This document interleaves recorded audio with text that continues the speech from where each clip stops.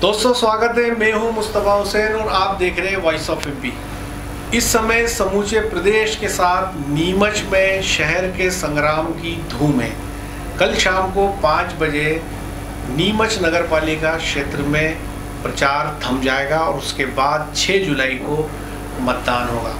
इस समय हमारे साथ स्टूडियो में बेहद ख़ास मेहमान मौजूद है और वे है भारतीय जनता पार्टी के जिलाध्यक्ष श्री पवन पाटीदार साहब। पाटीदार जी, आपका बहुत बहुत स्वागत है। बहुत धन्यवाद। और आपने अपने व्यस्त कार्यक्रम में जो इस समय चुनाव प्रचार अभियान का चल रहा है उसके दौरान आपने वॉइस ऑफ एमपी से चर्चा करने के लिए वक्त निकाला, आपका बेहद आभार। तो पवन जी से समूचे मुद्दे में बात करेंगे और शहर के संग्राम को लेकर जो हालात बन रहे हैं, जो स्थितियाँ बन रही है और भारतीय जनता पार्टी का क्या दावा है और उनका क्या वादा है, इस पे हम पवन जी से पूरी बात करेंगे।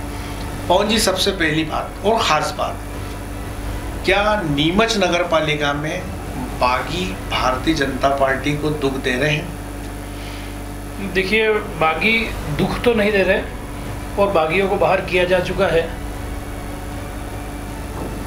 और किसी भी स्थिति में भारतीय जनता पार्टी का कार्यकर्ता और भारतीय जनता पार्टी का मतदाता भारतीय जनता पार्टी के अधिकृत प्रत्याशी के साथ ही रहता है।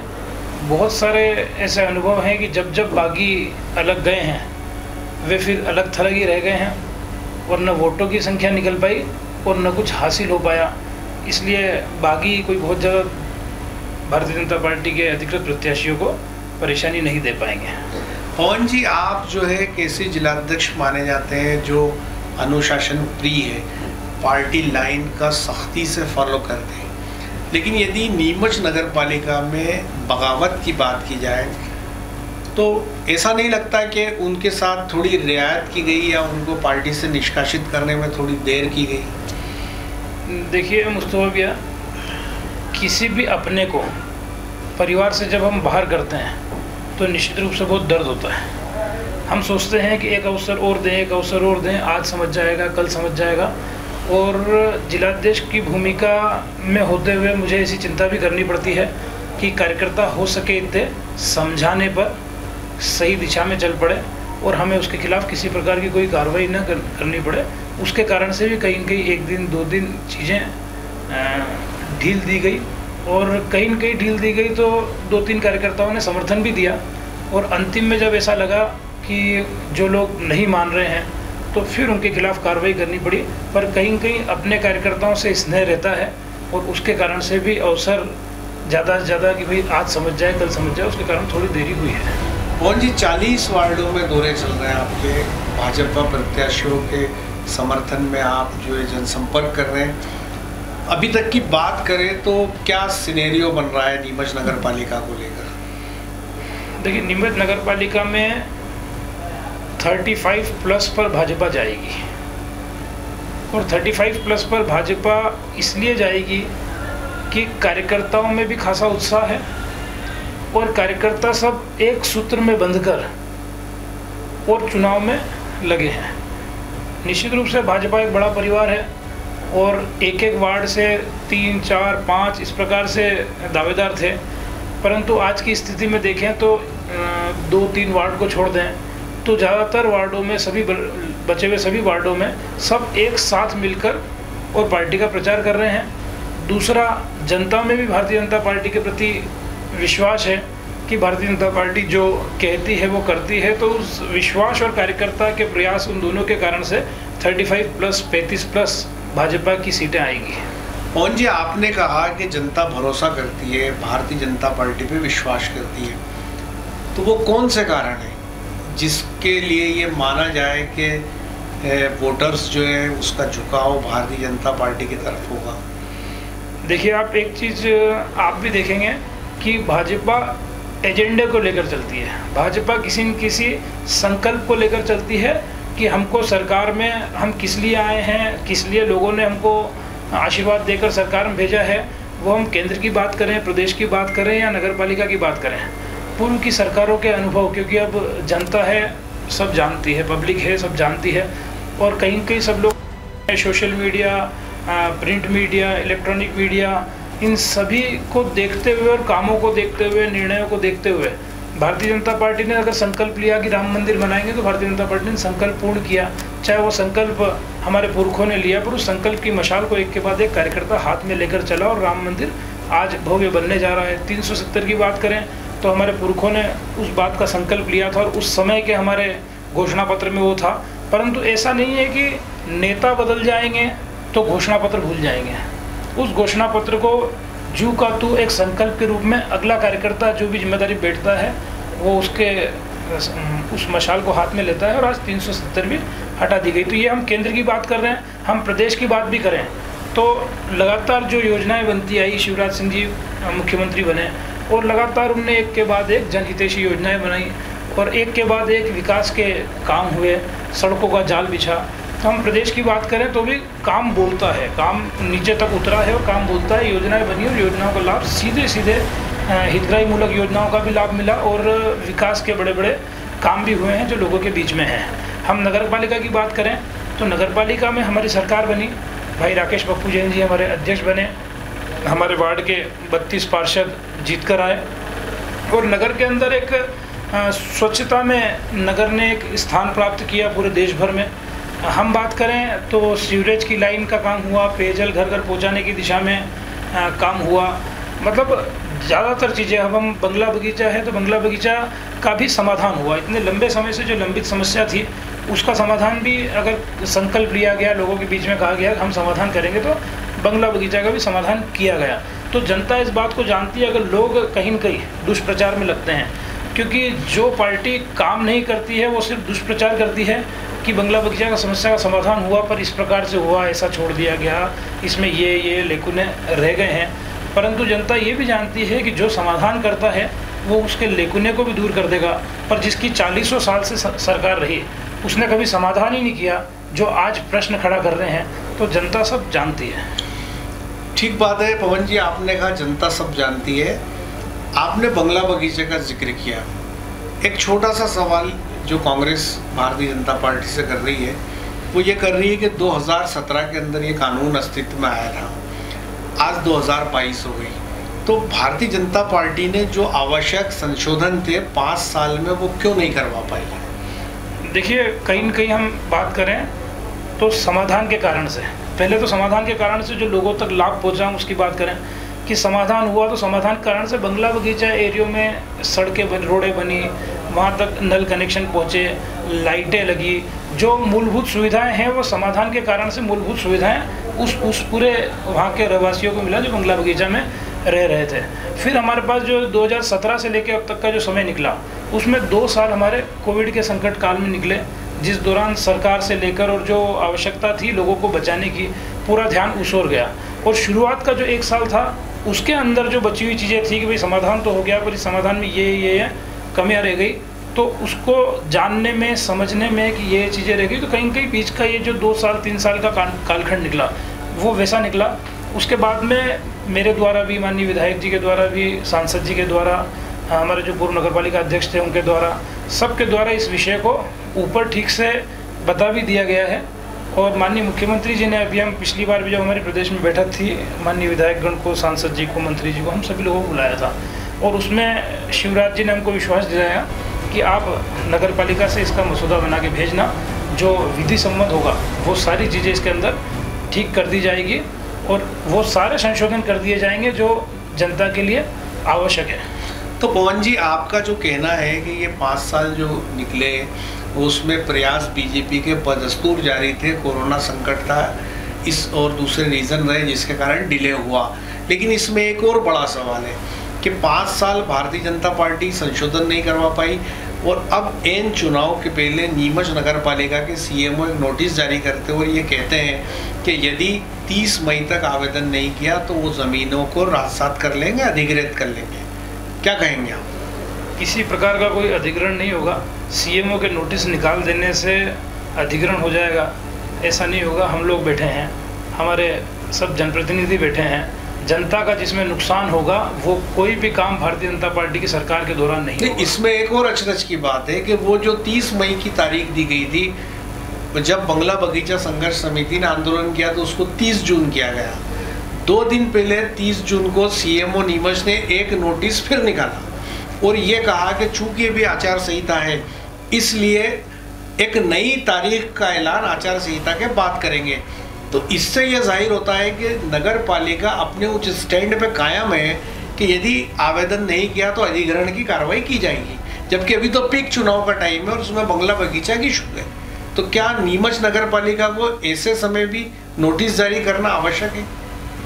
नोटिस जारी करना कहीं कोई आवश्यक नहीं है, और नोटिस जारी करने के पीछे कि लोग उस दिशा में आवेदन लगाए, समाधान की प्रोसेस में थोड़ी गति आए, ये सारी बातें थी। परंतु मैं जो आपको कह रहा हूँ कि सीएमओ के नोटिस निकाल देने से भाई हम लोग बैठे हैं, और मैंने आपको अभी कहा कि जिसमें जनता का नुकसान होगा वो कोई भी काम भारतीय जनता पार्टी के सरकार में नहीं होगा, और समाधान होगा, किसी का किसी अधिग्रहण नहीं किए जाएंगे, जो जिसकी जगह है वो उसी की जगह रहेगी, और चाहे उसमें कोई परेशानी आ रही हो उन परेशानियों का समाधान भारतीय जनता पार्टी करेगी, और समाधान के बाद जो जहां बैठा है वो वहीं रहेगा, और जो जिसकी ज़मीन है और जिसकी जगह है वो उसी की रहेगी। पवन जी, आप काफ़ी गंभीर और स्वभाव से जिद्दी जिलाध्यक्ष हैं, तो मैं आपसे दूसरे मुद्दे पे जाऊं उससे पहले एक बात पूछना चाहूँगा कि बंगला बगीचा को लेकर ओवरऑल भारतीय जनता पार्टी का अब स्टैंड क्या है आने वाले समय में? यदि भाजपा का बोर्ड बनता है तो आप जिलाध्यक्ष होने के नाते क्या आपका स्टैंड रहेगा, आप जनता को बताएं। भाजपा का बोर्ड बनेगा और प्रथम बैठक जो नगर पालिका की होगी उस प्रथम बैठक का प्रथम विषय नगर ये बंगला बगीचा समस्या में जो बची हुई चीज़ें हैं, जो समाधान की दिशा में जो लेकुने हैं, जो कमियां हैं, उन सबको दूर करना होगा। और उस बैठक से पहले हम लोग एक बैठक बुलाएंगे बंगला बगीचा वासियों की, उनकी समस्या को और उनकी बातों को सुनेंगे, और उसके आधार पर भारतीय जनता पार्टी पूरी जो नगर पालिका है उस नगर पालिका के पार्षदों को और सबको बुलाकर और उसका एक मसौदा पूरा रेडी करेगी, तैयार करेगी, और पहली बैठक का विषय वही होगा और उसको तैयार कर और भोपाल भेजा जाएगा। तो जिलाध्यक्ष पवन जी ने साफ तौर पे ये वादा किया है, वॉइस ऑफ एमपी के कैमरे पे वो बोल रहे हैं, और उनका कहना है कि जैसे ही परिषद की पहली बैठक होगी पहला मुद्दा ही बंगला बगीचा होगा।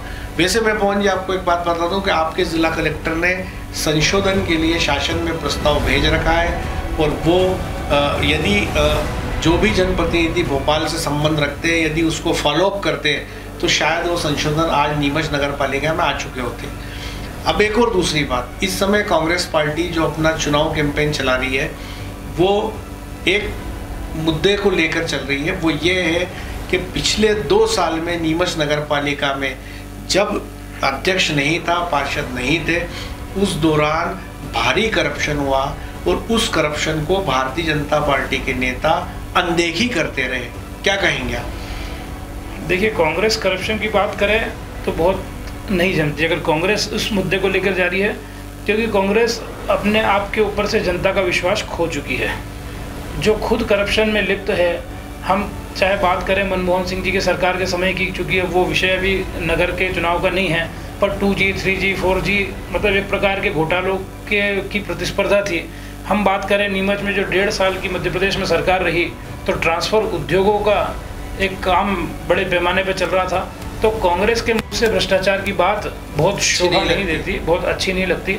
और जहाँ तक हम बात करें तो भ्रष्टाचार मुक्त व्यवस्था बनाने का काम अगर किसी ने किया है तो भारतीय जनता पार्टी की सरकार ने किया है।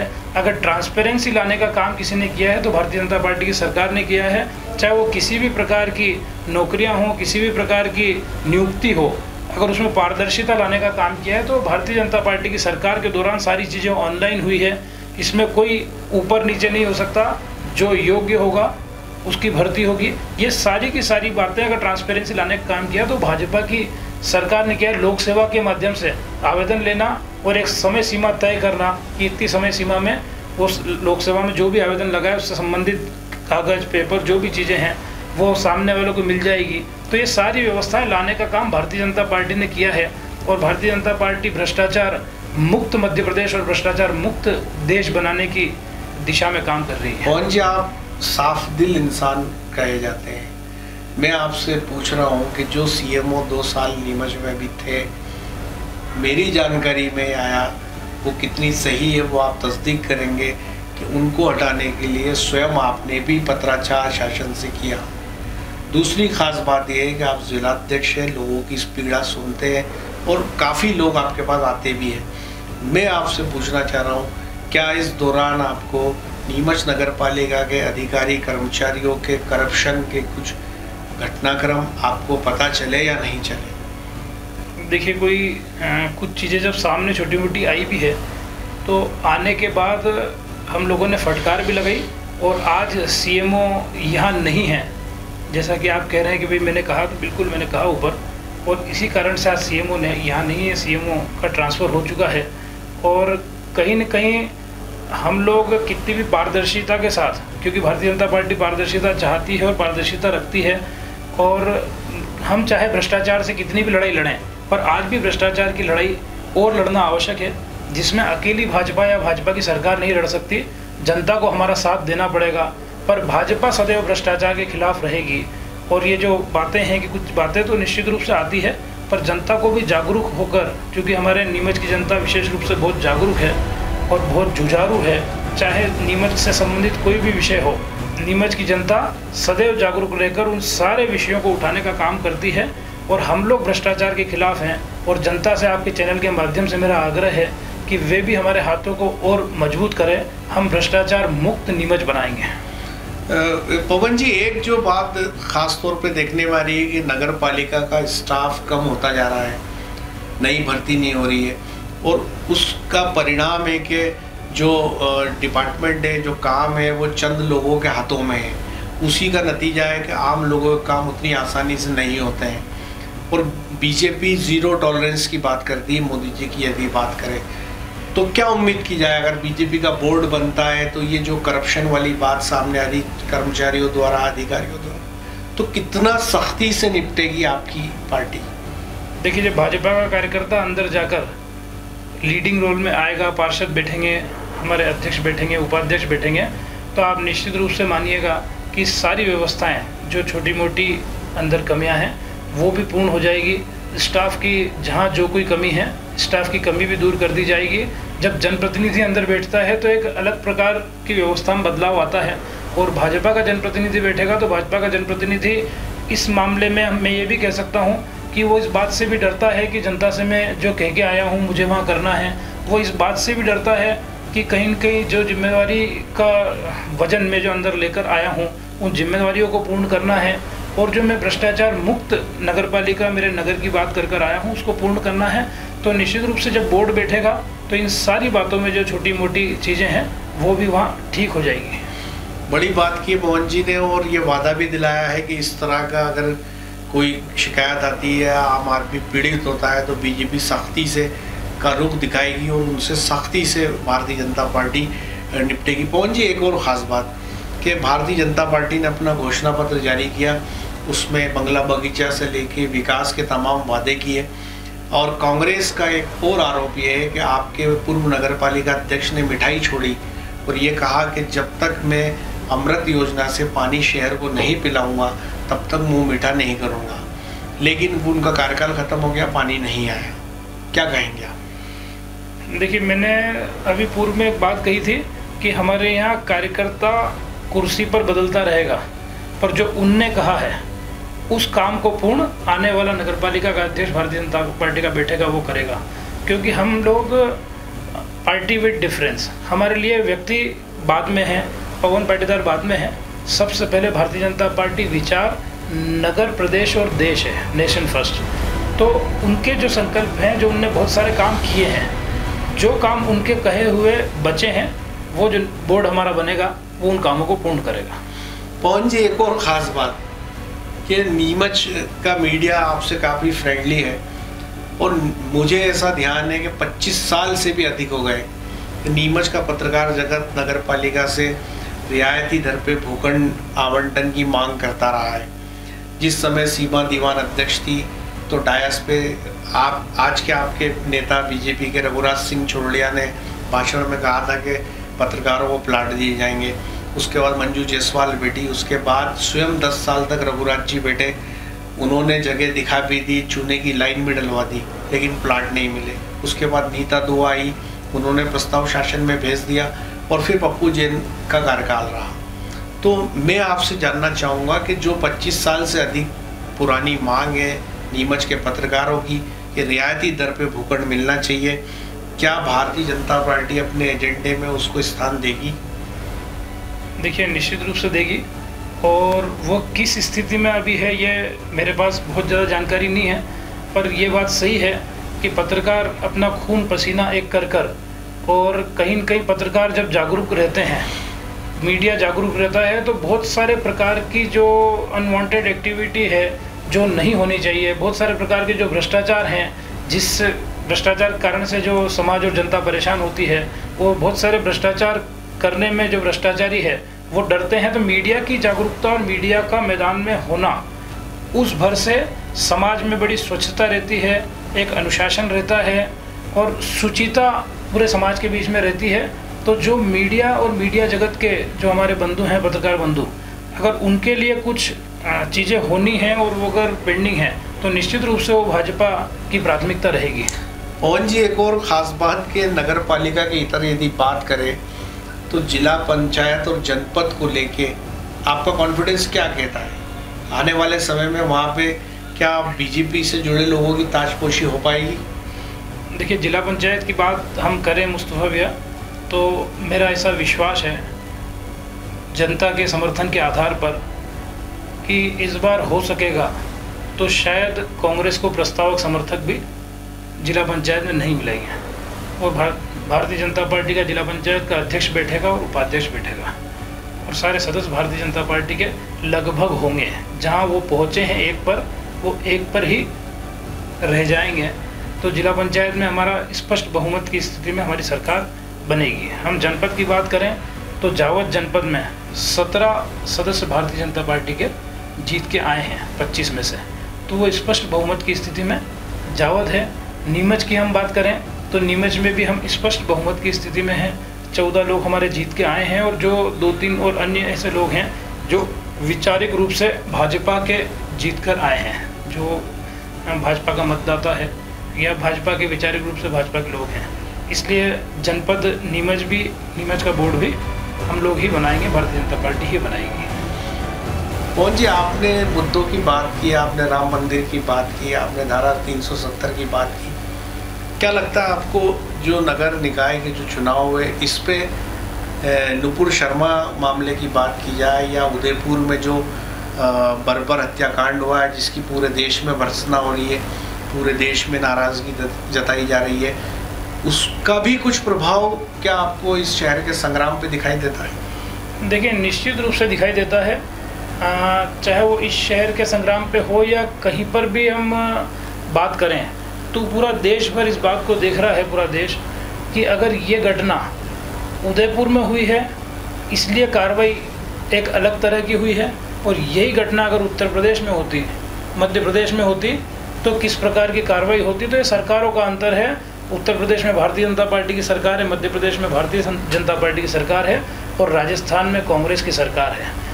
तो इस प्रकार के बर्बर हत्याकांड पर कानून व्यवस्था चरमराई हुई रहती है जहां कांग्रेस की सरकार रहती है, और जहां भारतीय जनता पार्टी की सरकार रहती है वहां लोग सुरक्षित महसूस करते हैं। तो एक बहुत बड़ा मुद्दा है, बहुत बड़ा विषय ये है, क्योंकि जब आदमी सुरक्षित मतलब आपका ये कहना है कि जो राष्ट्रीय स्तर के कुछ मुद्दे हैं वो भी कहीं ना कहीं स्थानीय निकाय चुनाव में प्रभाव छोड़ते दिखाई दे रहे हैं? बिल्कुल, निश्चित रूप से देते हैं, क्योंकि आदमी सारी सुविधाएं, सारी व्यवस्थाएं तो तब भोगेगा जब वो सुरक्षित रहेगा। अगर वो सुरक्षित ही नहीं है, किसी की दुकान में घुसकर एक सामान्य बात पर अगर किसी ने टैग कर दिया, लाइक कर दिया नुपुर शर्मा के स्टेटमेंट को, और इतने में कोई दुकान में घुसकर अगर उसकी तलवार से हत्या कर देगा, काट के उसके टुकड़े टुकड़े कर देगा, तो इस प्रकार की परिस्थितियों में कैसे आदमी अपना जीवन व्यापन कर पाएगा। इसलिए वो तो एक महत्वपूर्ण विषय है ही कि जहाँ जहाँ कांग्रेस है वहाँ इस प्रकार की स्थितियाँ रहती है, और जहाँ भारतीय जनता पार्टी है वहाँ किसी भी प्रकार के इस प्रकार के जो हत्याकांड जो उदयपुर में हुआ है, ऐसी कोई परिस्थिति आपको देखने को नहीं मिलेगी। तो ये थे जिलाध्यक्ष पवन पाटीदार, जिनका साफ तौर पर कहना था कि भारतीय जनता पार्टी नीमच नगर पालिका में अपना परचम फहराएगी, वहीं जिला पंचायत और जनपदें भी उनकी होगी, उनकी पार्टी के अध्यक्ष और उपाध्यक्ष बैठेंगे। साथ ही नीमच नगर पालिका की बात करें तो उन्होंने नीमच नगर पालिका के तमाम मुद्दों पर खुलकर बात की और ये कहा कि बंगला बगीचा की समस्या, जब पहली मीटिंग यदि बीजेपी की नगर पालिका बनती है तो पहली मीटिंग में उसका प्रस्ताव पास करके उस समस्या का वो निदान करेंगे। और यहाँ तक कि मीडिया कर्मियों की जो प्लाट का मामला है उस पर भी उन्होंने कार्रवाई करने का भरोसा जताया है। आपसे विदा लें उससे पहले ख़ास बात कि यदि आपको हमारी खबरें सच्ची और अच्छी लगती है तो हमारे YouTube चैनल को ज़रूर सब्सक्राइब करें। खबरों के लिए आप गूगल प्ले स्टोर से हमारे news app voice of MP को डाउनलोड कर सकते हैं। साथ ही आप खबरों के लिए हमारे फेसबुक पेज को लाइक करें, फॉलो करें। एक और ख़ास बात, आप तमाम खबरों को देखने के लिए नीमच के सबसे बड़े केबल नेटवर्क KTV के 130 नंबर चैनल पर भी जा सकते हैं। वहाँ वॉइस ऑफ MP की खबरें राउंड द क्लॉक 24 आवर्स देखी जा सकती है। तो ये था अब तक का अपडेट। आगे के हर अपडेट के लिए बने रहे हमारे साथ। जय हिंद, जय भारत। धन्यवाद पवन जी। धन्यवाद सर।